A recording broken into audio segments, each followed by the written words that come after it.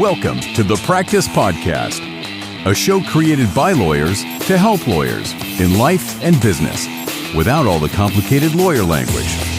Let's welcome Bast Amron founders and your hosts, Jeff Bast and Brett Amron. Hi, Jeff. Hello, Brett. Wow. How are you? You like that greeting? That was scripted, if nothing else. I wanted to be enthusiastic because I wanted my tone to reflect your enthusiasm? My happiness.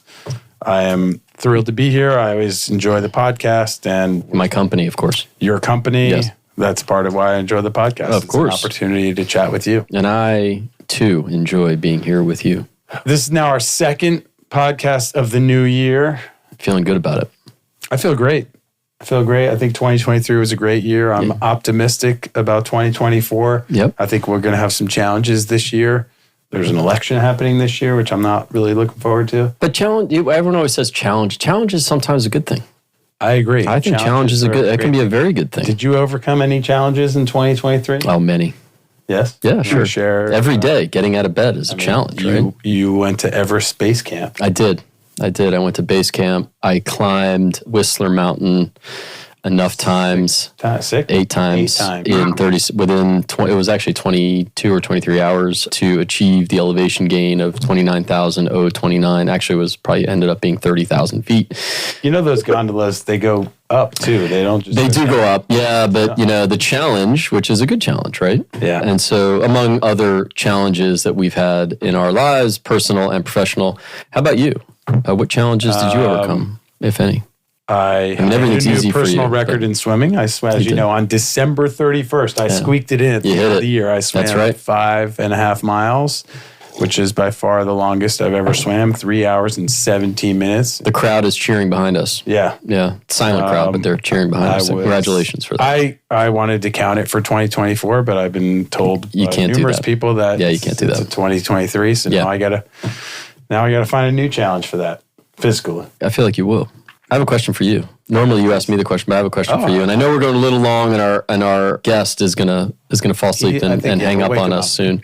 But real quick, I heard this quote this morning and I loved it. I thought it was great. And it's great beginning of a year. And so I'm going to say the quote and I'm going to have a question for you. The quote is, "A goal without a plan is just a wish."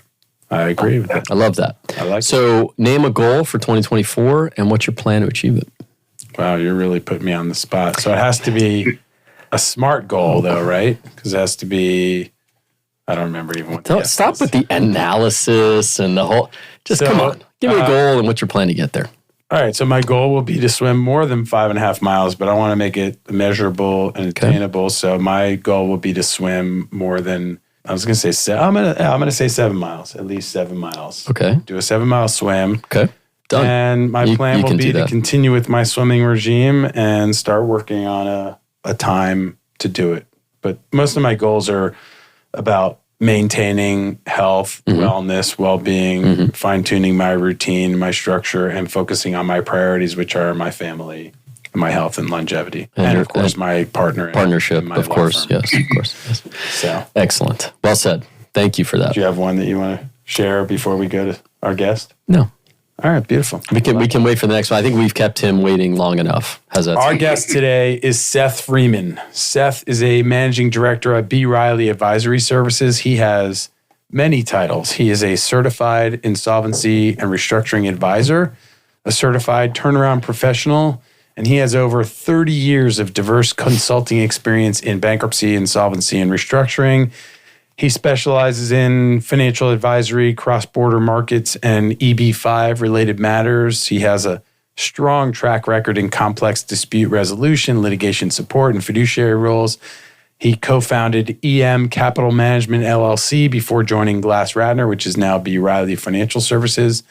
He's really a jack of many trades. He has a focus on real estate investment, distressed assets, and debt portfolios, and his industry experience spans startups, technology, finance, hospitality, and more. And he's also a sought-after speaker, and he's been featured on Bloomberg TV, CNBC, and now the Practice podcast. Well, that's certainly going to make its way into his bio for sure. It should actually go before Bloomberg, I think. I think it might be the first line. I would. Welcome, Seth. Welcome. Thank you. We're happy to have you, Seth. So can you want to tell people what does all that mean? What does it mean to non-bankruptcy people? What does it mean that you're a certified insolvency and restructuring advisor? Sure. And I should start by saying that that was a really kind of old bio. Oh, yeah? And there was, it's been updated since. But basically... Do you have more titles now? One of my roles for B. Riley Advisory Services now is as National Originations Leader. So one of my primary jobs, besides executing projects, is helping bring in some new business. Cool. Keeps me running around quite a lot. So what does a certified insolvency and restructuring advisor or a certified turnaround professional do? Basically, we support attorneys providing the financial and business side of Chapter 11 cases. And more broadly, as part of a team, a lot of cases involve forensic investigations, calculating valuations, calculating damages in litigation, and performing a variety of investigations, and basically supporting a range of stakeholders, which can range from boards of directors, shareholders, single large creditors, committees, official committees of unsecured creditors in Chapter 11 cases, and also a lot of investors or hedge funds, and debt providers might be private funds and hedge funds. And so it's a wide range of stakeholders in business. Excellent. And I think we take this for granted a little bit, that everything you just said comes natural to, the three of us. But many, non-bankruptcy lawyers, and certainly many non-lawyers, have no sense of what bankruptcy really is, or what Chapter 11 really is. I mean, maybe they read a headline about, a company, Bed Bath & Beyond, or whatever that they've heard of.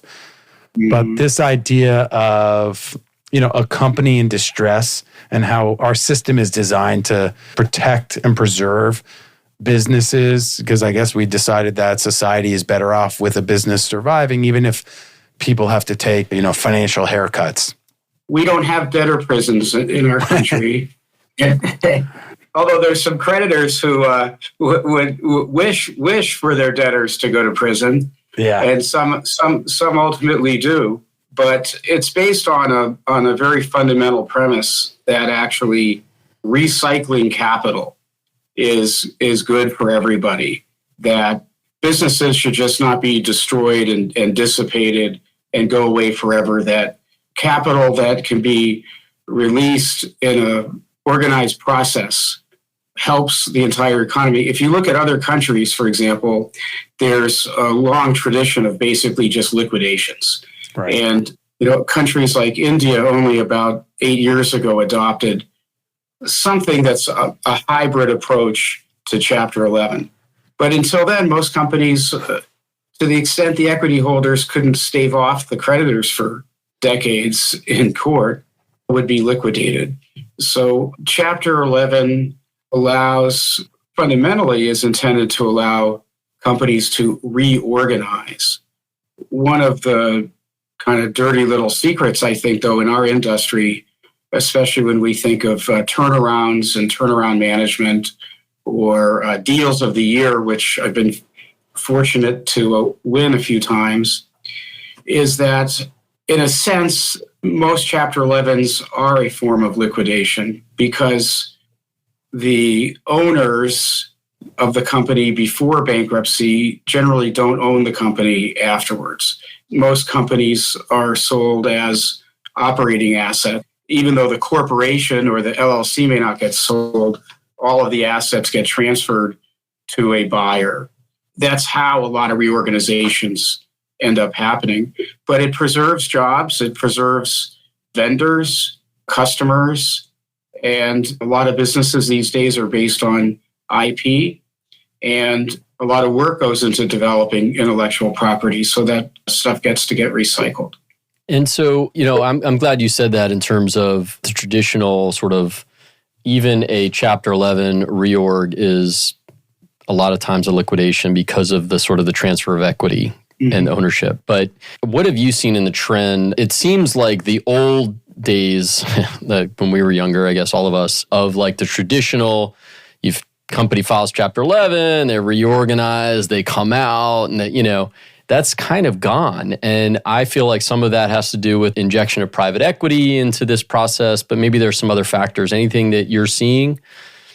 Yeah, well, over the decades, what's really changed a lot is the fact that banks are not really the primary lender to a lot of middle market and leveraged companies. Years ago, Chapter 11, or even what used to be called a composition, if you guys remember those, which really goes back to the garment industry. Yeah. Because those kinds of companies would get in trouble all the time. They were chronically undercapitalized and seasonal and subject to designs and department stores canceling orders and things like this. And most of them had lines of credit or loans from banks, and banks had a longer term view on their relationships with their customers, number one. And the vendors had more of a long-term relationship with their customer. So those were more traditional kind of workouts. And so you're absolutely right. It's changed a lot with private capital, and even the way that banks are structured. For example, I'm the CRO of a small durable medical products company, and they ended up with an over advance on their line of credit. And actually, it was because of a problem with a specific customer, not really the company itself. And the bank made the decision, not only did they want the loan, resolved, but they don't want that customer anymore. And even though now it's in compliance with all the covenants, and they would actually be a pretty darn good customer. And so there's less tolerance within banks. But a lot of Chapter 11s and a lot of loans have been made by hedge funds and so-called private debt funds, and they are basically fund managers. They're fiduciaries for their investors, and they've promised a certain rate of return and a certain level of asset management and underwriting practices and collection practices, and they're quite serious about getting their money back. Yeah. We can shift gears a little bit. How did you find your way to this industry? I mean, you have an MBA by training and 30 years in sort of turnaround business. How'd you become a turnaround advisor? In a very unconventional way compared to most of my peers. Many people in my field may have started their careers as accountants. Out of school, joined a large accounting firm. And the same way that many attorneys end up becoming bankruptcy lawyers, they get out of law school, go to a firm, and they're on the bench, and the boss says, "Hey, we got a bankruptcy case. You're a bankruptcy lawyer this week."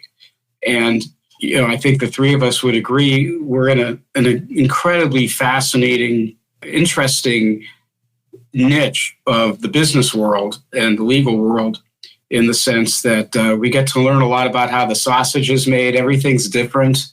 There's a lot of negotiation, so it's not just looking at accounting rules and only codes. There's deals that are made, so it makes it very interesting.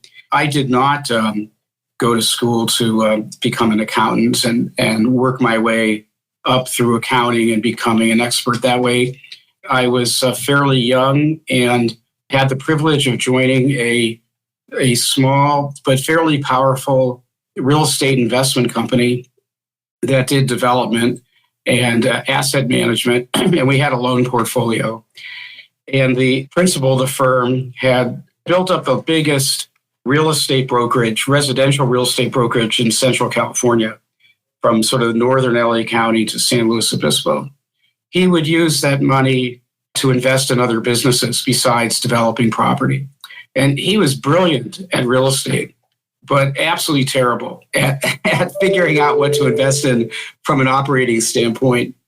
I really started off as a real estate person doing leasing for our company's portfolio. And it was a high pressure cooker environment. And I was about 23 years old, 22. The chief operating officer had a heart attack at 36. Whoa. And the chairman of the company called me into the office and he said, Mendelson's not coming back to work. You're the COO. And I didn't know anything. And overnight, I started managing about 24 lawsuits of all kinds. And I was responsible for fixing a whole range of businesses from retail startups. You guys may remember the original Fromex instant film development companies where you would bring your film in and you'd get instant development and instant printouts in an hour. We were a major factor in using our balance sheet to support the leases for these 1 hour photo finishing places. So this goes way back. I can't tell you how many of those I was involved in seizing because those businesses didn't work out in many cases.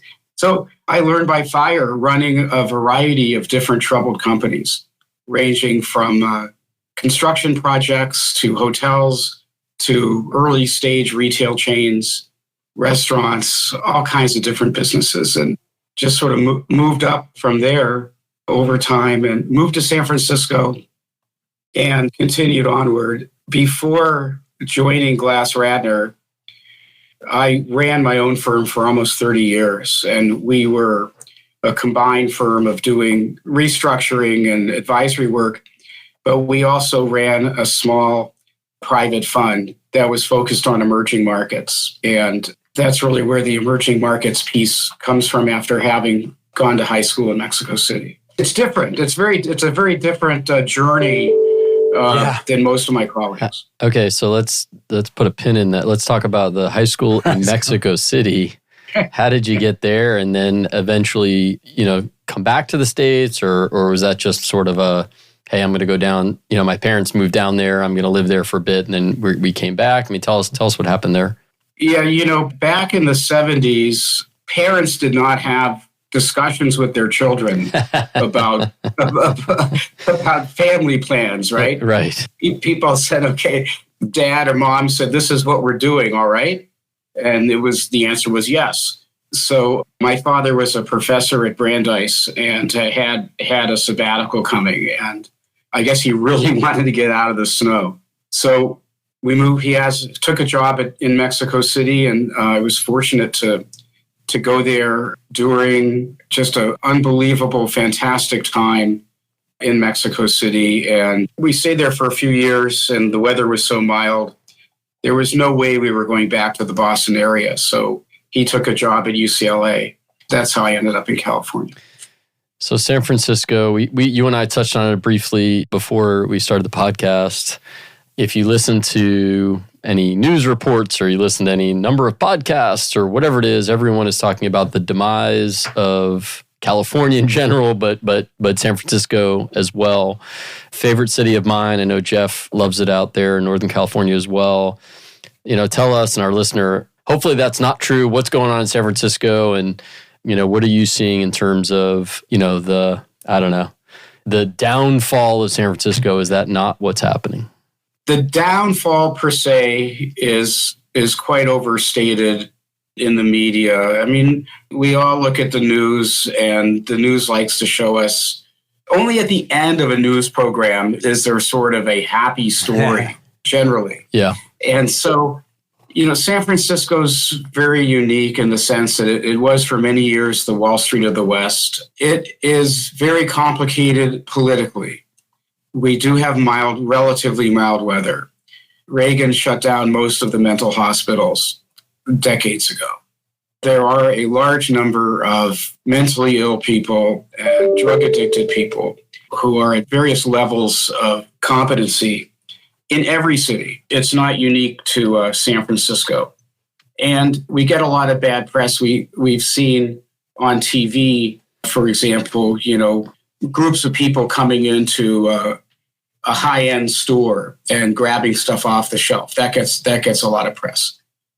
I've had friends from New York who are planning to come out to San Francisco with their families, calling me and asking me, is it safe? Is it safe to bring my family?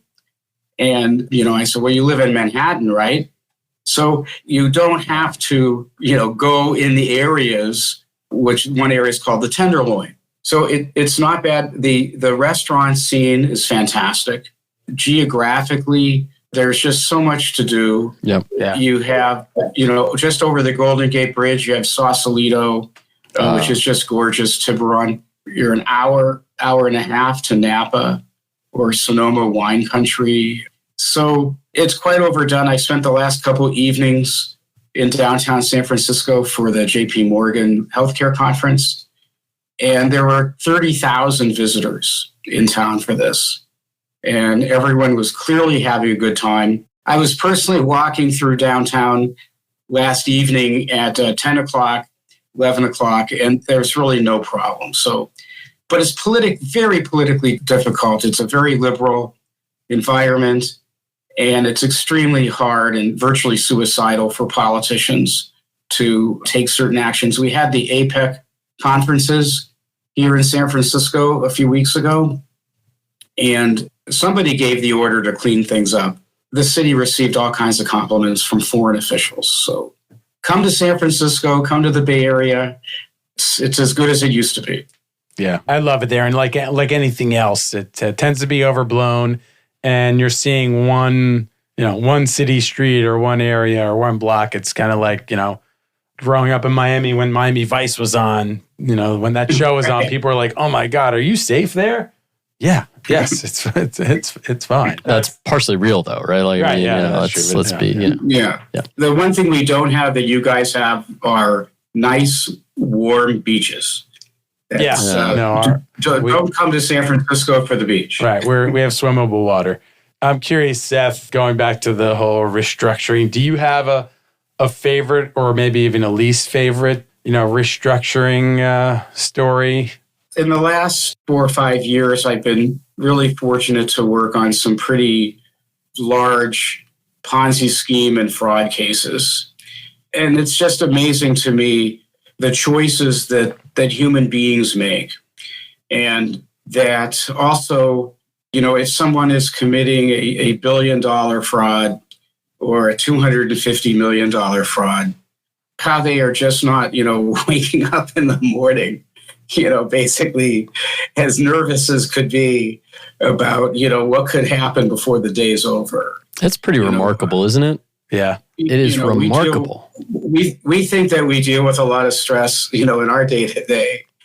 And so these cases are just really fascinating because I do think that in general, they start off being legitimate businesses, and a little sort of bad decision, probably would have gone away or been taken care of. But some people are just psychologically set up to do it a little bit bigger and get away with it, and do it a little bit bigger.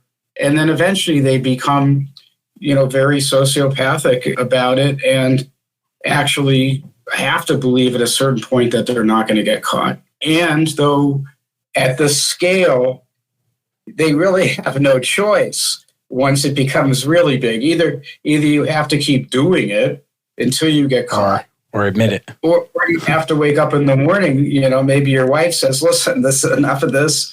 You go down straight to the FBI and tell them what you did. That's not going to happen. Yeah. So what's fun about these cases is that you get to develop some theories early on.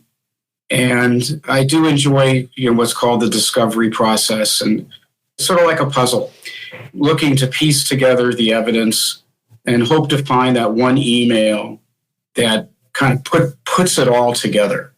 So that's a very interesting part of this business. And that's one area. The other is I really do enjoy working with principals of troubled companies. A lot of the times we're working for corporations. Yes, we're going to do the very best job we can for them. But these are large organizations, and oftentimes the problems don't necessarily impact directly the people we're dealing with. But with a smallish, medium-sized company that's owned by a family or a multi-generational company, you really feel like you're solving some serious problems, and you have to be as much a therapist as a financial person.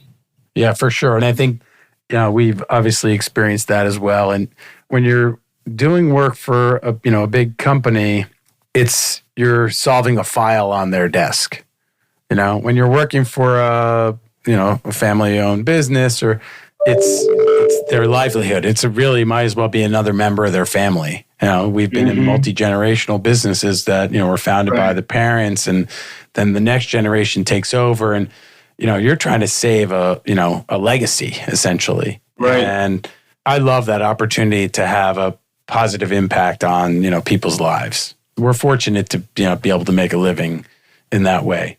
And then in terms of the fraud and the Ponzi schemes, I'm always amazed that, it's not easy perpetuating a lie. And especially when you're telling different lies to different people, like just keeping track of that. I can't imagine. I'm a terrible liar. I cannot imagine like the amount of stress and energy that goes into that. And then I always think, if you just took this amount of effort and put it into a legitimate business, like, the manufacturing invoices, and like just make something, create something, provide a service. It's amazing to me. So you're right. It's hard for us to think like that. Yeah. But at some point in the process, they start to believe it. Yeah. And so it is not a lie to them anymore. Right. Yeah, they are. And so it's easy for them. Right. It just rolls off the tongue, and it's the truth. In their mind, not. Right. They're not lying. They're lying. Right. You're right. And you catch them and you show them things, and they immediately have a dozen explanations as to why that's not a fraud and that's not an issue and why we're wrong. Yeah. Right. And I'm sure Seth has seen that. I've seen that. You've seen that. That's kind of the way that they operate. So we sitting here can't possibly think, like you said, I can't, it's hard to sleep now thinking about just trying to keep everything in line. I can't even imagine like operating, a fraud and lying and cheating and stealing. Like, could you, forget it. So, but these people sleep really well. A lot of them sleep really well at night because they believe it. Yeah.